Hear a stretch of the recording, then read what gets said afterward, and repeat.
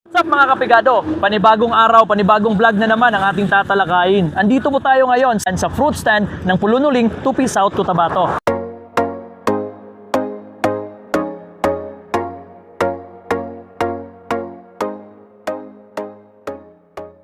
So alright, tamang-tama, nakita natin si Ma'am Bibing po, isa pong vendor dito sa fruit stand ng Tupi, South Cotabato. At kumusta yung buhay as a vendor ng mga prutas po? Ayan, sige Ma'am Bibing, good afternoon. So I am Pigado TV. Ma'am, kumusta naman yung buhay as a pagbebenta ng mga prutas?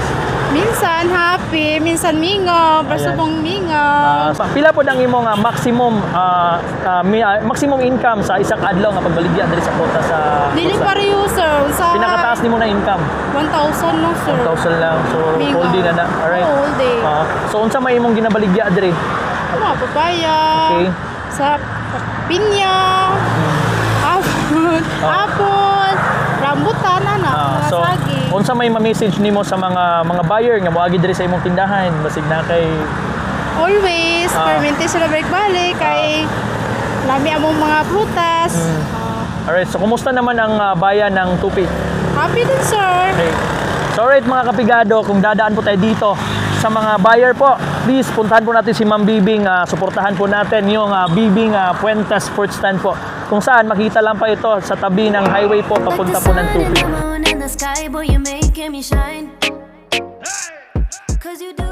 So, sari-saring mga prutas po ang mga binebenta ng mga vendor dito. Sari-saring prutas, preskong prutas, mayroon silang pineapple, sweet corn mga kapigado. So si Nanay, tatanungin natin kung kumusta yung buhay niya as a vendor. Magandang hapon po, Nanay.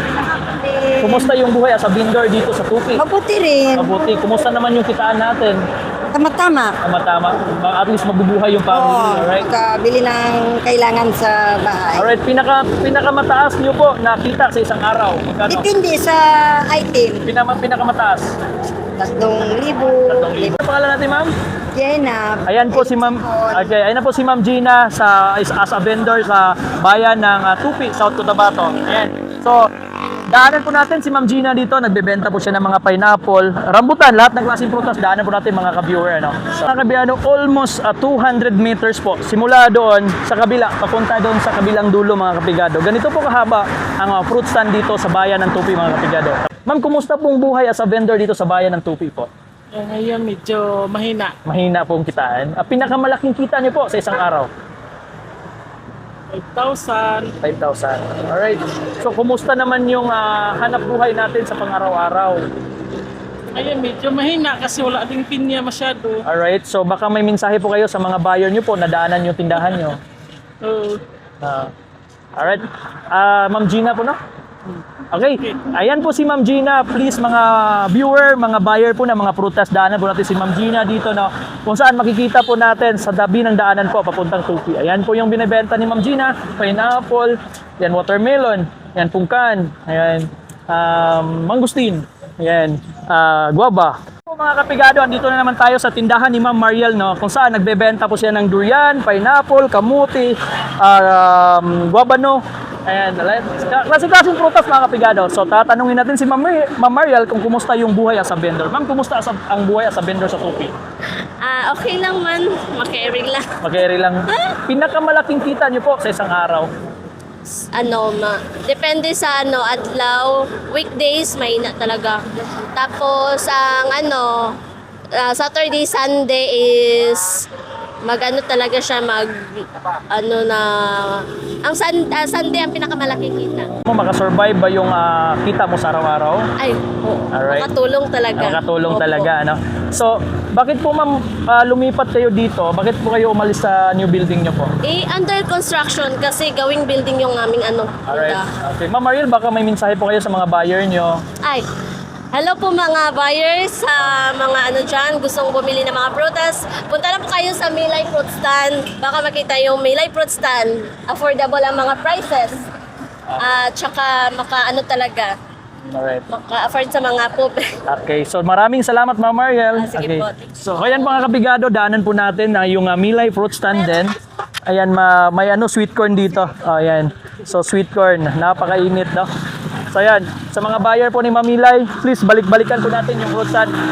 Makatulong tayo sa mga nangangailangan. Kapigado, may nakita tayo dito. Kumusta ang buhay na magandang vendor?